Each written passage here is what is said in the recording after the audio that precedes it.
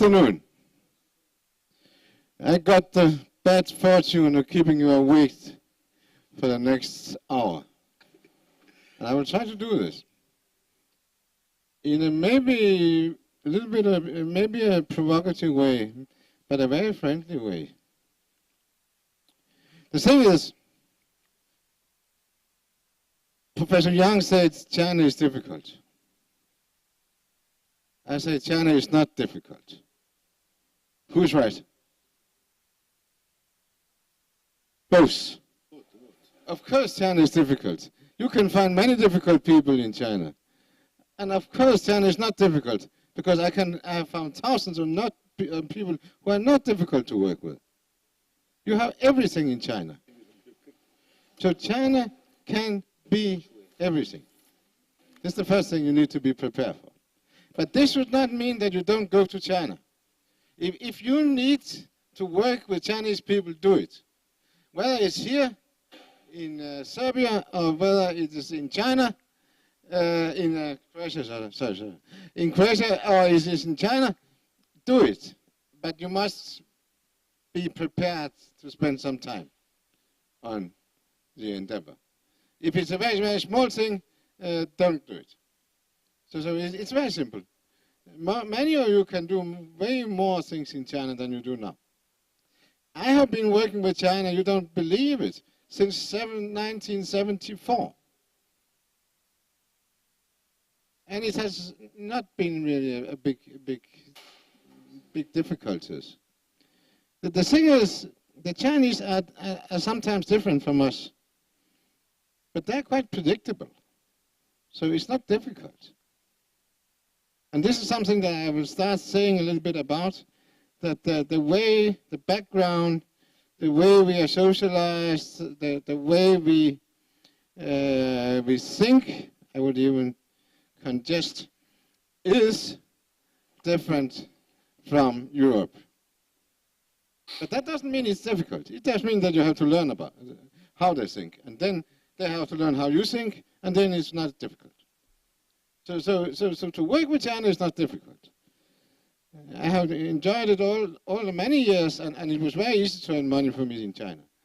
So I was director, at that time we called it a representative office, for many years until '89. And it was not difficult. Anyhow, let's start the endeavor. A Chinese sociologist, his name is Fei Xiaotong. He was really provocative, because he said China does not have organizations. This is a Western phenomenon. China has networks. And the way he described it was that the Western societies is representative by straws collected to form a haystack, whereas the Chinese society is represented by ripples flowing out from the splash of rock thrown into the water. So you can see the differences, right? There are differences. One thing is networks going out, and the other thing is you bind things together. So it is different. It's different. Of course, some of these things I will come back to, because some of these things have changed in the meantime. But still, for at least 2,000 or 3,000 years, the key axiom in the West has been personal freedom. The key issue in Asia has been in-group harmony.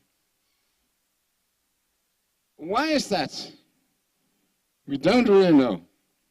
Some would say it's because the Chinese were growing rice, and there you need to be able to cooperate, where we were hunters, and there you absolutely need your personal freedom. I don't know.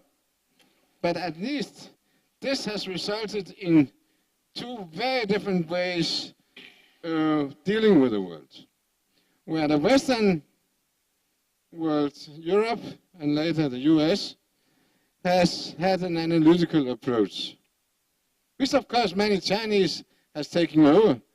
Also, as Professor Yang said, the Chinese has got westernized. I don't like it, but you're right. You're right. So a lot of Chinese are very, very good at the analytical approach. But it's not the way to see the world in a traditional China. It was much more what I call a holistic approach, where everything is interconnected. And one could, now I'm even more provocative, one could actually argue that in the world today, can you understand me? In the world today, we had a CO2, pollution and so forth. One country cannot solve it. You need to work together. And a lot of issues today are getting global. I mean, if the US decides to pollute and China don't, or vice versa, nothing happened. It won't rescue the world. So in that sense, we need to be able to work together, much more than we have done. And that's the reason that the holistic approach is coming back now, also in the Western world, to be more and more important. Not to say that the analytical approach is not important. I have always been saying both are important. The problem is that the West has always said, no, only the analytical approach is important. The Chinese have said both. So we have a challenge there. And of course, if we had not had the analytical approach, we might not even have had the whole industrialization in Europe and of course in early years, in later years in the US. To try to get some hints of what this holistic approach is, look at this, the yin and yang figure. I say here yin and yang are classifications of relations. Notice that. It's classification of relations. They are continually in flux, each going out of each other. Any given subject might be designated yin in one set of relations and yang in another one. This is, of course, important to know. What is more important is that you notice the figure. Because in the West, we tend to split things up. When we have two things, we split them up. When we have one thing, one bottle of water, we drink the water and leave the bottle. We split them up. But how would you split the yin and yang symbol up? You cannot do it. Because in yin there's yang, and in yang there's yin. So the whole idea of thinking about them separately, which we have been so good at in the West, is not possible in China. If you grew up with this kind of philosophical background, you would never dream of separating them.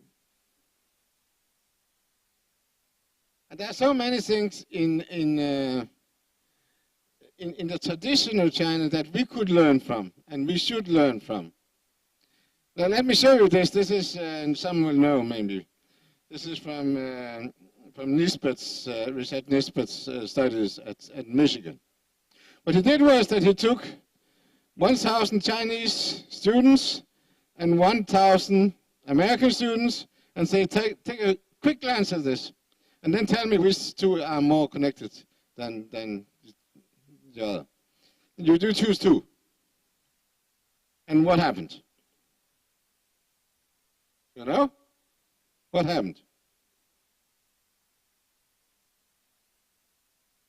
Whenever he did this, the majority of the American students, only a small, not a big majority, but the majority of the American students, they choose the two animals because it's a category. The majority of the Chinese choose the cow and the grass because the cow eats grass. It's not a big difference, but it's a difference. That in China, you are much more practical, so to speak. You try to get something out of it. And that's the reason that you will think, well, a cow and grass, that's fine. The cow can have something to eat. I will come back to what this means for your business. Just fall asleep, because I'm just talking a little bit about theoretical background here. But I mean, notice these differences. This is the background for understanding and avoid misunderstandings. I have summed up, but this can be contested, and we have been publishing a few articles on it, that Chinese thinking and values, Chinese traditional values and thinking modes consist of these three. The principle of contradictions, which we don't have in the West, of course, because even Hegel, who has a huge impact on China through Karl Marx, even Hegel, he didn't like contradictions. After contradictions, there was sublation, there was synthesis. And the contradictions went away. And remember the yin and yang, contradictions could not go away. So contradictions is something that you accept in Chinese tradition. Opposing propositions may be simultaneously true. The principle of change, one of the most well-known books in China, is the Book of Change, one of the oldest books also in China. Life changes all the time. I can tell you half a very small story, and I'm sure my Chinese colleagues, they know it. But you might not know it. It is the old man who lived alone with his son and a horse. And then one day, there is an accident, and the son falls off the horse and broke his leg. And all the neighbors would come and say, "Oh, this is a pity for you. Now the son cannot help you." And the old man, he said, "Yeah, who knows?" He wouldn't go to these extremes. After 2 weeks, in the state of Tu, where they lived, there was a conscription because they were going into war. And all sons had to be soldiers. What happened? The neighbors came and said, "You are so lucky, because your son don't need to go because he broke his leg."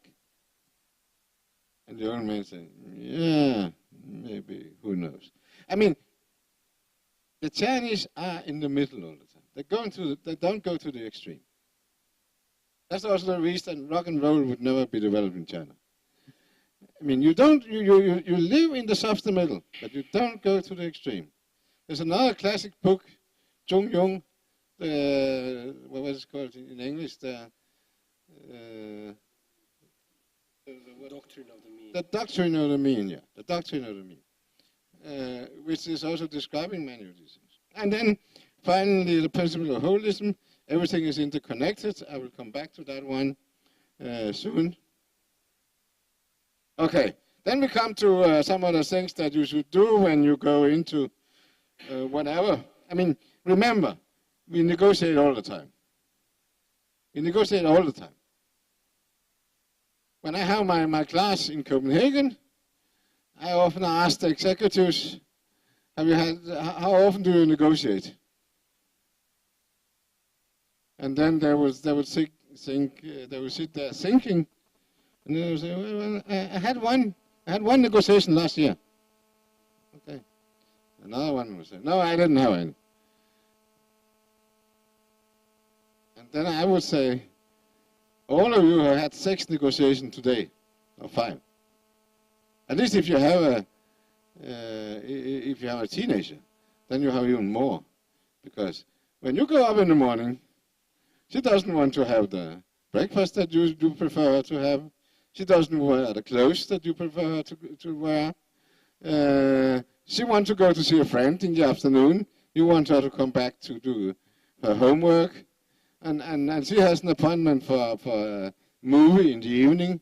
You don't want her to go to movie, but to, again, do more homework. And you have a lot of discussions with your kids. So discussion is something going on everywhere. But of course, the more serious one is going on in the business world. I would say is these things that I wrote up here, maybe it's not entirely correct, but I would say, I would today not say an overseas Chinese. I would say a Chinese. I mean, you must have a Chinese. You don't know enough about it. You don't know the language, you don't know not about China.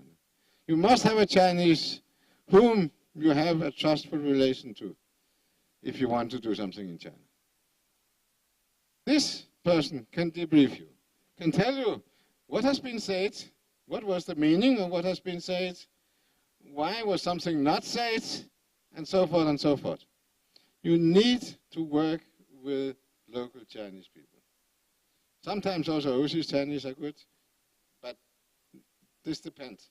If they have not been in China for 20 years, of course they can still understand the language, but I mean, you need to work with Chinese, that's first of all. And you also need to be aware of the limitations which are, the Chinese are way better in English than we are in Chinese, unfortunately. So often these negotiations is taking place in English. But of course, a Chinese cannot hear the context of the words in English, because this is a foreign language. And in a foreign language, you lose a lot. You have the words, yeah. But you don't have what is really the meaning of it. So the Chinese also need to have somebody to debrief them. The face issues is a classical one. I used to say, read Chinese faces. Maybe you cannot, but you can learn it. So normally it's not that difficult to find out whether Chinese are happy or not happy. They're quite open, actually. It's easy, at least it's easy for me to see normally. I mean, then you can find stone faces you cannot see, of course. But normally you can see if a Chinese are happy supporting or not supporting what you say. But it's of course important that you try to find out. If you cannot read this, you need again to go back to your local Chinese and say, what was the meaning of this, and how should I interpret it, how should I understand it, and so forth. The other issue, which is maybe the most important thing I want to say today, create win-win situations. If there's something in it to both parties, it is not difficult to do business. But if you want to take it all, of course the Chinese oppose. And if the Chinese want to take it all, you oppose. So create win-win situations and be aware of this and tell the Chinese, here is what is in it to them. They will then analyze it and find out if they think it's correct, they will go for it. The Chinese are very, very open to create win-win situations. They're very, very open to make solutions where both parties get something out of it. Then there is the communication style, which to some extent contradicts what I said before. But still, of course, the communication style is more closed among Chinese. And it's in particular different because you don't express feelings in the same way as we do. Again, it's changing nowadays. When I was at Peking University, if you had a girlfriend, you could get thrown out of the university. It was not allowed. Today, of course, they're all 2 and 2, but anyhow. This changed already in the 80s. So of course a lot of this changed, but the communication style is different, but it is not impossible to understand. It takes a little time. It's like Chinese language. It's not difficult, but it takes time. So be aware of this, that the communication style is not like the Americans who just say, wow, yeah, wonderful. The Chinese don't do that. But they say it in another way. They will still express if they're satisfied. So it's not so. And then I put this something that pertains to any negotiation, firm flexibility. I mean, be firm in what you want to obtain. But the way you obtain it, you can be flexible. This is not particular to China, actually. I also tell other students this. Let me then, very briefly, so that we don't spend too much time. How is the time? I know, I'm not done yet. So No, we are okay, guys. I want to say something more. Anyhow, this was something I did 15 years ago. The positive side of this is that you can see that oftentimes actually what the Western multinationals want in China and what the Chinese government wanted at that time was different.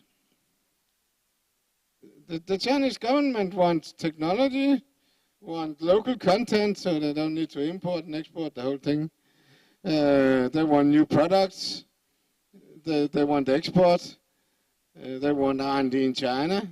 They want go west policy. They want the companies to go to Sichuan, to western provinces, and so forth. One could make this longer or shorter. I actually cut away one of them, but anyhow. Western companies, they want equity control, more than 50% ownership. Maybe they want, this will change in the future. It was like this, that until '89, it was all joint ventures. Then in '89, there was the crackdown on the Tiananmen Square, and all the companies, a lot of companies left China. And therefore, the Chinese government said, okay, if you want to stay, you can have the whole thing. You can buy it. No, not have it. You can buy the whole thing. So from '89 until now, the majority of a lot of companies has been owned by the foreign part. But of course, still operated by Chinese. We heard this morning that this might change, and I think it will change. I mean, it's also something that the whole business community in China is getting much more developed. And the Chinese people, the Chinese managers are much more developed. They want management control, so they can decide how the management should be, like their own. They want to the well-educated people, tax reduction, relaxation of rules in case there are some rules that they cannot abide to. They want local sales. They want management transfer. I mean, it's more to say again that sometimes when you do international trade, you can capitalize on the differences. It's not necessarily so that you want the same thing. And if you don't want the same thing, of course, it's much easier. Because it's much easier to make a give and take process and a negotiation process. So that's the main thing. You might, the issues might be different from one negotiation to another, but that's not really what I want to say here. Pre-negotiation phase, learn about the Chinese counterpart. Learn as much as you can about the Chinese counterpart. If you know them, it's much easier to negotiate. You might even pay them a visit before you start negotiating. But at least, again, this is a classic in negotiation studies. You must know as much as you can about yourself and about your counterpart. It's also good, I think, still to learn a few words in Chinese. It's definitely absolutely necessary to have slides in Chinese, because there are still Chinese who doesn't read English so good, as vice versa.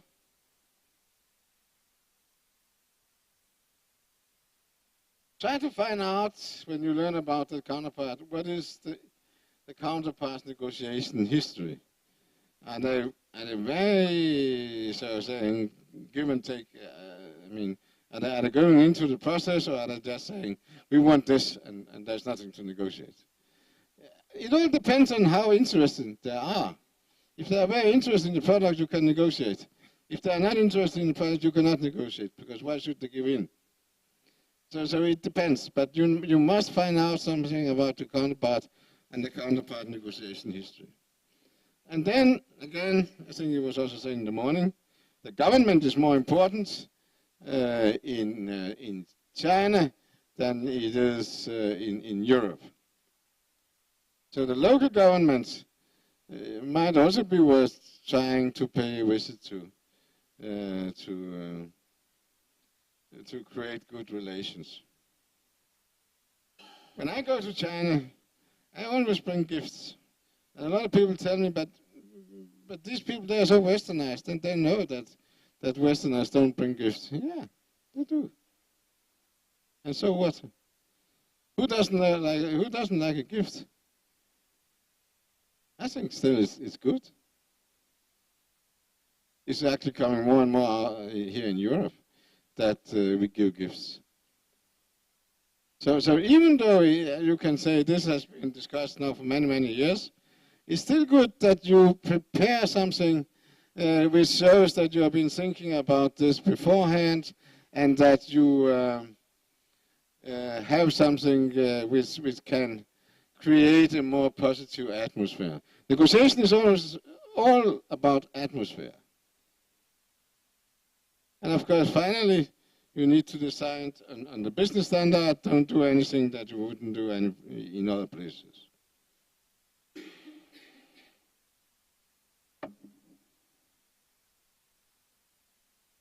Negotiation skills. I wrote a book. It came out in November 2011. And this is some of the things that we discussed. The holistic approach, I used to describe it in this way. It means when you, for example, when you do a negotiation, we like the salami tactic. We solve one problem, and then we go to the second problem, and then we go to the third problem, and then when we have all problems solved, it's done. In China, everything is interconnected. So a better way to do it, to use a metaphor, is that you throw all 4 balls up in the air, and when you catch them at the same time, you have a deal.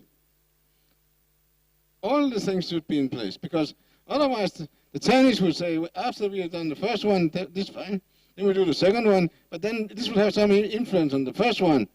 And the Westerners will get a little bit unhappy, and they will say, but then we will never finish, because if we have to renegotiate everything all the time, and then the misunderstandings start. So why not take the whole thing, put the whole thing on the table, find a solution, and then you have something that everybody can be happy about. Again, it's not difficult, but you need to know how to do it. Understand relationship building, it's a whole lecture, and I think you are going to say something about it, and we will hear more this afternoon. Relationships are still important. I start by saying Chinese is a relationship-based society, where we are an organization-based society. It's not entirely correct, but it is correct that if you're in China, have good relationships, then forget about the legal system. Relationships are stronger than the legal system, normally. And then again, you can easily come with examples that shows this is not correct. Everything about China is correct. So it's very easy to stand here. Anyhow, I hope you still can learn a little bit. Be comfortable with ambiguities. There has been a long debate where some people have said the Chinese don't like ambiguities. Yes, in some way, and yes, but still, if you come to I'm often going to a meeting with Han Ban in China. I've been doing this now since 2007. And normally when I go there, I don't know what to do. I don't know what I should do. But as soon as I am there, they will give me the schedule, and everything will be well organized. They will have students to pick me up in the airport, and everything will be so easy. It's so easy to be a guest in China. Some of you know this. And they are so happy, and they're doing so much for their guests that you don't need to do anything. Everything is organized. But it's not organized 3 weeks before, because you know what will happen. A lot of things can change. And it pertains to the more holistic approach here. But don't, I mean, it's our problem, at least, in I think in particular the German world, that they need to have everything organized. And you need to know I was once doing an interview with a German guy. And he was sitting there reading his newspaper. And I took the courage to knock on his office door. I said, may I disturb you and do an interview? He said, talk to my secretary. And then I talked to the secretary, and after 2 weeks, I got a time slot, and I could do the interview. You need to be planned. Now we are talking about it. Let me tell you the opposite story. I had to do an interview with a manager, Mr. Wang, in China, in Beijing. And I didn't know him. And if you don't know him, if I called his secretary, she would just hang on the phone. I know. There's no way at that time. So what did I do? Well, I had a friend in Beijing, Mrs. Shi. And I called her and I said, I have this problem. If possible, I would like to do an interview with Mr. Wang. And she said, okay, give me half an hour. And after 20 minutes, he called me back and said, now you can contact the manager Wang and say Miss Lee introduced you to him to you. Yeah, to Mr. Wang. And this was weird from my perspective, because then I had to lie. I didn't know who Miss Lee was. So I was a little bit hesitant. I give you this example because it shows how network works in China. I called Mr. Wang and I got through, and I think I even got his cell phone. I got through, and he said, yes, I know you're going to come. Well, what are we going to talk about, and when do you want to come? He would never ever ask into who introduced me and so forth. You don't do this. Networks in China are closed. You don't. So it's no problem. But from a Western perspective, it would have been a problem if he had asked, because then I had to lie, and this is not good. You have to be patient. Sometimes it takes time, but on the other hand, it can be very, very quick also when Chinese people decide what to do. So it's not so that everything is slow. But I must say the efficiency in particular public organizations are still lower than in Europe. Maybe the efficiency is the same, but then there are double as many people. So it's still low. Don't ever be aggressive. I mean, if you don't want to deal, of course you can do that. But the Chinese don't like it. If you cannot control yourself, how can you control a company? How crazy. I mean, this is absolutely, I mean, you must be able to control yourself. And I've seen so many people getting absolutely angry and terrible. And of course, they spoil the whole thing. Because when you are angry, you don't really have any way of arguing logically. And then we have the Chinese negotiation strategies, the 36 strategies. I'm not going to go into this, it takes too long time. But again, be mindful, because sometimes they might use them.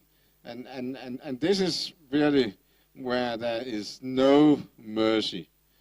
If they want to do it, they can kill you. No, not really, not physically, but I mean, they can kill the whole thing in no time. So the strategies are there in the back of the head of the Chinese, but normally they don't use them. I mean, I have been having, I don't know, hundreds of negotiations where we wanted to do a deal and we ended up doing a deal and doing finalize the negotiation. But I have also had negotiations where it was so obvious to me that the Chinese counterpart didn't want what we offered. And in that particular situation, the Chinese can really be cruel. I remember once the director said, but your product is no good. I know that in Germany the products are way better than yours. And this, you say, who said indirect communication? This was a direct communication. He was told, go to hell. I don't care. I don't want your products. And they still continue trying. But ours is so good. Forget it. If you come to this point, forget it. The Chinese are pragmatic people. And this is something which is very, very good. If you are aware of it, that whatever can be done will be done. They don't, it's opposite India. India has a lot of principles. The Chinese basically don't have many principles. So if they can do it, and normally they do solve problems within, if they can, they do solve them. Of course, they have this, that, because talking about communication, I mean, if you place an order in half a year's time on something which they have never produced before, they might say yes and think, well, I will find somebody who can do it. And then maybe they cannot find somebody who can do it, and then, of course, you have a problem. I mean, the Chinese don't say no. There's no word for no. There's no word for yes. There's one word which nowadays translated into yes, and it is 不对, meaning you are not a couple. You are not two. 对 is two. So, again, you see, this is the interconnectedness of Chinese language. If you don't know Chinese language, there are a lot of things you cannot understand. But you get some Chinese in China, I mean, it's important, again, it all come down to you build trust with some Chinese, and you do this either here, or inviting them to come here, or having a long-term relationship with somebody who has no interest in cheating you. It must be like this. If the person can think that now I get the know-how in the West, he or she might run away, because he can sell it for a bit, and you cannot do anything. So trust is extremely important, but it's not difficult to build. I mean, I have my secretary now at the Confucius Institute. She can, of course, she cannot do everything, because I always see the bills and so forth. But basically, I don't interfere. I let her do, because she runs projects, and she has no interest in as soon as if she once would do something I disagree with. If she cheated me once, I could fire her, of course. But she has no interest in being fired. So she works like hell. And she do a lot of projects, and that's the reason that we do so many. We send 100 students to China now, 1st of July. Everything done by her.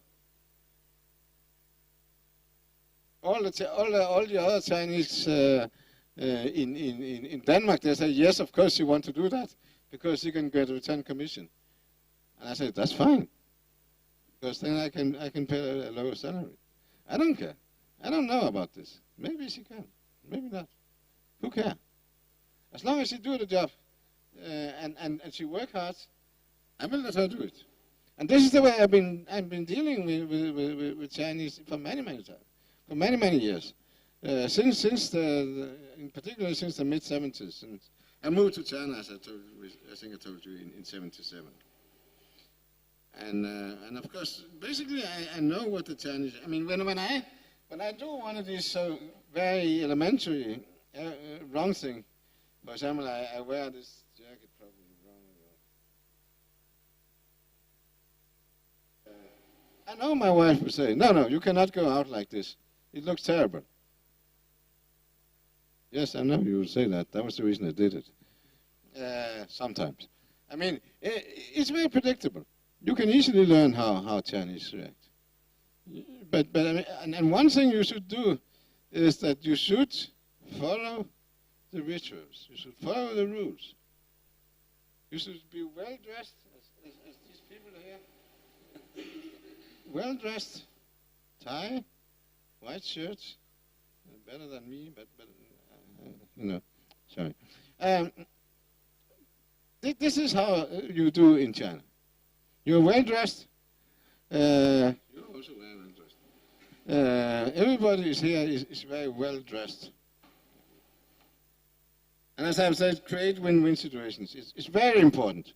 It's extremely important. Create situations where both parties get something out of it. Okay. Now I can, if you have, how much time do I have? Do you want me to talk? But when am I? 10 minutes. 10 minutes more. Let me just very briefly, maybe you can read it yourself. I did an article last year about a collaboration between the area manager, the China manager of Carlsberg, the brewery in China, who is a Chinese. And then under him, he had a Danish mainland China director, who was in charge of mainland China only, where the guy who was in charge of China was, of course, at least Hong Kong, which is a big market for them, and Taiwan, at least these two. So the Danish one was below him. And they got, of course, in the beginning, not a very good collaboration, because, for example, one Sunday morning at 8 o'clock, the Chinese manager, Mr. Wang, he called him and said, by the way, we have not settled this meeting on Wednesday. Can we have it at 8 o'clock? And the Dane, he got so upset, he said, hang on the phone. Why on earth do we need to discuss that Sunday morning? We can discuss it Monday. And they had a lot of these conflicts. And this is what I described here. The initial collaboration phase was characterized by many conflicts, misunderstandings, some of them probably due to different understandings of work and work-life balance, different approach to management style and people, and different communication styles and use of communication media. But then when they met once, they said, we should learn from each other. We should try to overcome this. And today they're actually traveling around in the world and telling Carlsberg people how two people from two very different cultures can work together. The Danish and Chinese stress that they have come to understand each other's way of thinking and acting to an extent that the conflict has diminished. The Dane acknowledges that the Chinese has been his mentor and that he has learned from the Dane. He has learned the Dane not only about the market conditions, but also about social relationships in China, including face issues. The Danes express willingness to adapt to Chinese work habits to a certain extent. But he also had the ambition to gradually to learn his subordinate to change the routine and reorient towards a more strategic thinking and planning. So it's still that they want to change them to a Danish or Carlsberg way of doing things. That's fair enough. But the first thing is that you need to learn from the Chinese part, and then you can move on. The Chinese are also willing to learn. They are happy to learn. It's not like in many other countries. The Chinese are happy to learn. As soon as you create the right circumstances, they are happy to learn. Okay, when I now finish this all too long talk, but thank you for not falling asleep, something that emphasizes that we are all human beings. Find something you like about the other culture, the Chinese culture. Personally, I like Chinese persistence, frugality. They don't use money more than necessary. Diligence, hospitality, friendliness, and I like more in the basic area of culture. I like the way of life. I like medicine, Chinese medicine. We could learn a lot there.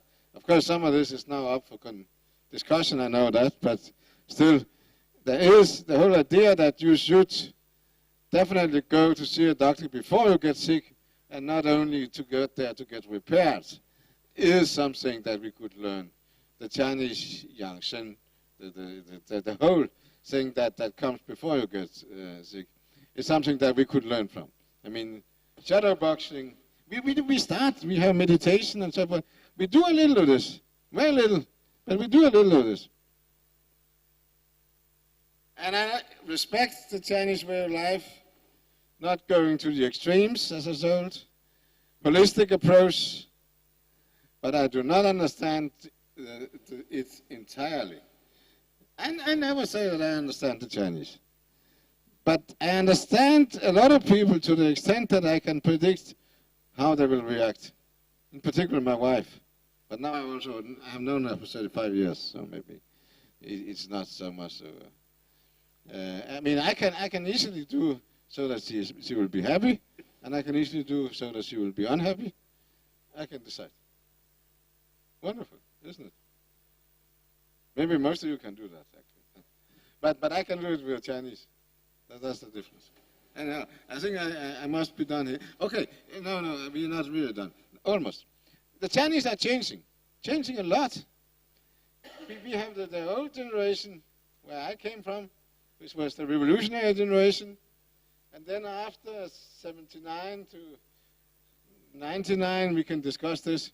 We got this, what I call what do I call them?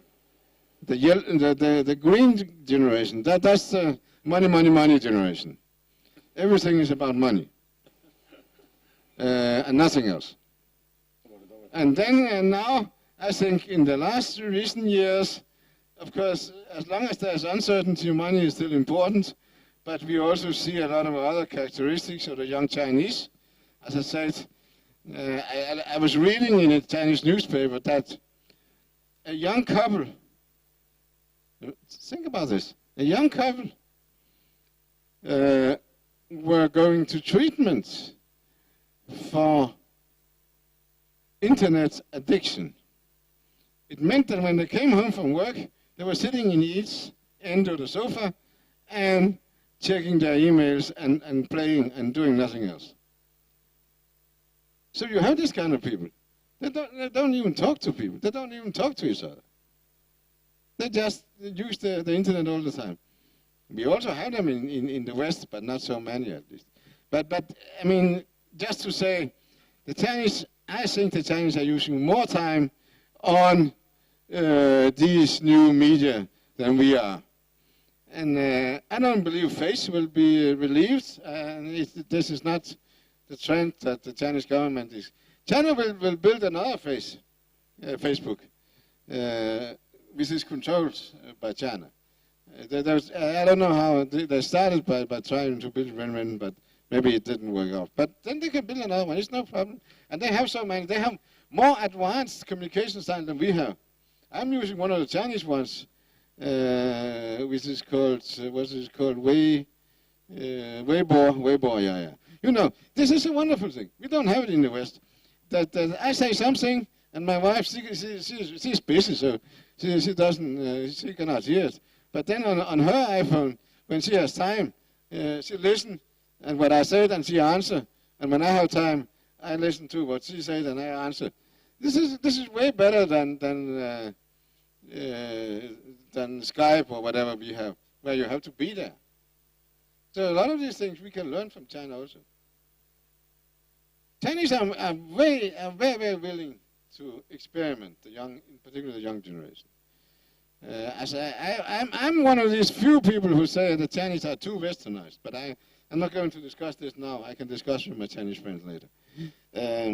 It is not correct that all the shops in the downtown Nanjing Road should be American Pizza Hut. I mean, who cares? I mean, sorry. That was a personal comment, and it shouldn't be taken to notes. We can learn from each other, and this is what we should do, from each other's culture, and even better, from each. What do I say here? We can learn from each other's culture, or even better, we can learn about. No, I'm getting tired. We're done. Actually, we can learn about each other's culture, or even better, from each other's culture. But it is difficult to understand the other party. Our values are fixed when we are about 10 years old. So what we need to do is to dig in and understand the other party, and then jump back to be ourselves, so that we can jump from one culture to another. And some people are really, really good at this. Some young West Caucasians growing up in China, they are absolutely outstanding in this, I think. Then we can ignore the cultural differences, but that's not a good idea.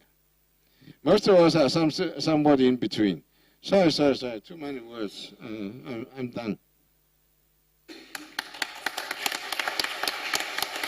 Mislim da se po jačini ovog pljeska može lako zaključiti koliko nam je bilo interesantno vaše predavanje. Ja bih vas još mogao duže slušati.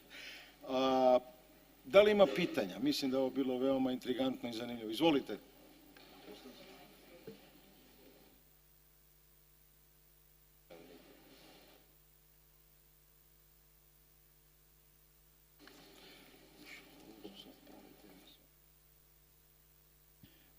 First of all, thank you for a very interesting lesson.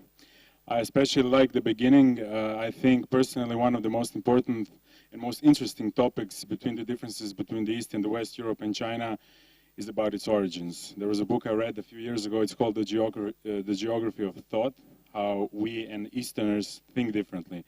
There was actually a good article by a Chinese scholar who said that geography was actually the predominant reason, because European civilizations were in the Mediterranean Sea and prone to cultural exchanges, whereas China is geographically monolithic. The point is, there are differences within society, within the family and everything. And this also refers to business culture, which is our topic. Two small questions. One, when you are in China, of course, you're on their territory, you have to play with their rules. But I have a feeling that the Chinese are building this. Of course, they are a non-Western society, so they have their own deep culture, several thousand years old. But I think, in my mind, this is my opinion, I want to ask you because of your several decades of experience, it's a self-fulfilling prophecy, meaning that they always emphasize the cultural difference, and you always have to adjust to it. And this is linked to the second part of the question. I like the way you emphasize this yellow generation. And a lot of my Chinese friends have been telling me that, yes, Chinese society is changing profoundly because of the wealth, income, and everything. Do you think that in the future, China is going to be more in interest groups, organizations, you know, parts of the haystack? More what? Is China going to change in the future because of the yellow generation, meaning that they will have separate identities within society and not holistic as they were before? Because China has been opening up extremely, you know. Thank you. It's always hard to predict about the future, right? We know how the world is, we don't know how it's going to be. But I mean, two things is very important. One thing is the philosophical background, and the other thing is, as Professor Yang said, that the Chinese, in particular Chinese intellectuals, they are trained in Western universities. So they are pretty analytical. They are emphasizing on, when I go to the Academy of Management, which I will do when is it? In August, the Chinese are those who do the number crunching. They are those who mainly, not all, mainly are experts in how to deal with statistics and so forth and so forth. So they are very good in analytical issues. Often better than we are. How will it be in the future? That's what we don't know. I don't believe China will be a new US. No, it will not. I mean, in political terms, definitely not.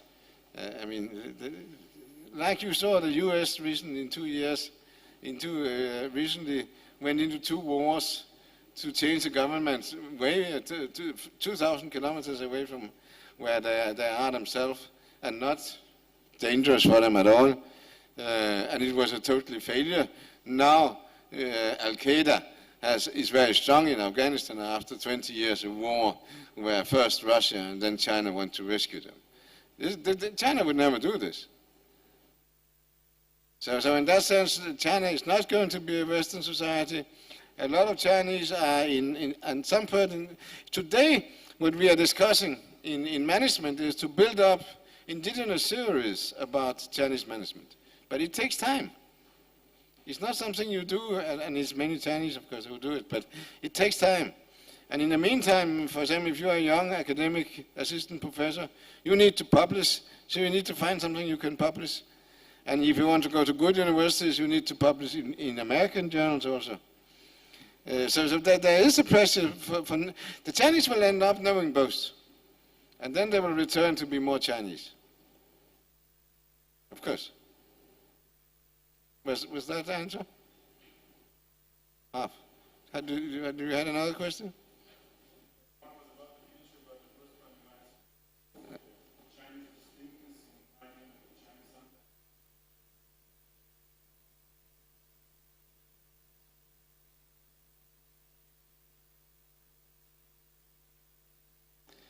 We don't know anything about this. As far as I know, the only thing we know that we all stem from some African trees. And then we jumped down and went in different directions. And of course, having survived in different surroundings have a huge impact on how people developed their interpersonal relations, for sure. But I don't know. I'm too stupid for this, sorry. There was one there just beside, I think. Dobar dan. Ja bih samo zamolio ako gospodinu Wormu... A little higher. My ear not so good. Evo, samo malo. Sačekat ću. 1 minute, please. Thank you.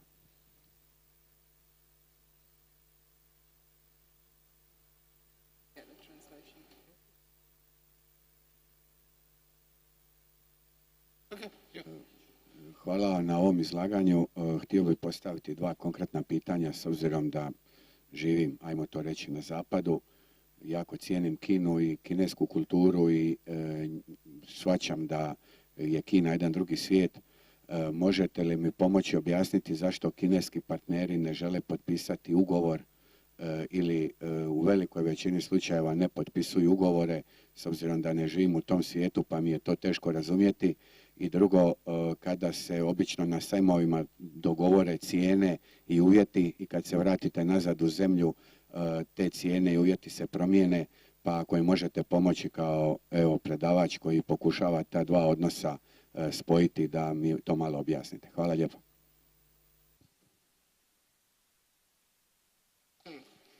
Yeah, this is a classical one. Can you understand me? Okay. It's a classical question, and everybody asks it. Well, the Chinese are not necessarily unwilling to sign a contract. It depends. I mean, if it's really a long-term collaboration, we talked about it this morning, a joint venture contract, the Chinese are willing to sign it. But of course, if they are not willing to sign it, it's because they foresee some changes which are not in the contract. There is always a reason for this.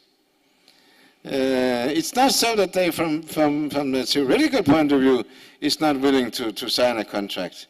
I would say almost the other way around. They are normally quite willing to sign a contract. And then of course, sometimes you have the problem, or the Western part feel that there is the problem that after some years they come and say, now we need to amend the contract because the market has entirely changed and so forth. But it's not so that the Chinese are not willing to sign contracts. They're sometimes even more willing to do contracts than we are. I was invited up to do a presentation in the northern part of Gansu. They were exporting, nickel, you know. Yeah. And they have so much money. So they want me to come up and with an interpreter, and we decided how much this would cost. I got money for that presentation. No, joke. We flew into Beijing, and he sent me an email saying, this is the contract. And when you come to Beijing, you get half of the money, and after you have done the presentation, you get the other half. And I was not at the hotel for less than 1 hour. It knocked on the door, and somebody whom, of course, I didn't know any of this, he knocked on the door and he said, here, I have some money for you. I was a little bit surprised. What was that? And then this was half of the amount. And then, of course, I did the presentation and I got the other half, and everything was very easy. But they want to have this down in paper before. So sometimes it's also good for the Chinese to have something on paper. You can turn it around and say, I'm often asked, the Chinese want to sign a memorandum or something, and we are not really ready to that. And I say, do it. For God's sake, do it, because this is if they come home and they don't have anything, then it might give problems for them to reimburse. And of course, by doing this, you may be even doing them a favor. And you can do a more so principled one. You don't need to do it very specific. So I always do.